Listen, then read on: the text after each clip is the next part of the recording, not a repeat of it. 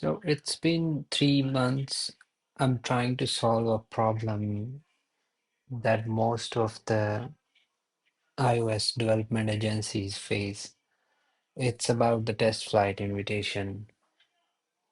So when you have a client and you want to share the developed app with client and their staff members, so you have to add their emails to the, you know, App Store account, and they will accept the invite, the user invite, then the test flight.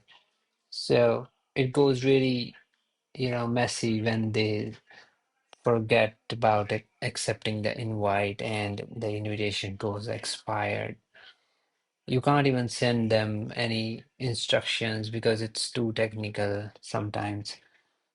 So I solved this problem with the TF It allows you to get a link for the private apps.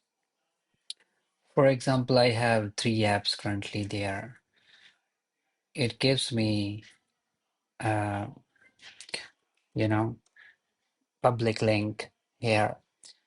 All the tester or the client has to put in their email address, and it will basically send them the invite for the user first. Once they accept, it'll automatically send them the test flight invite.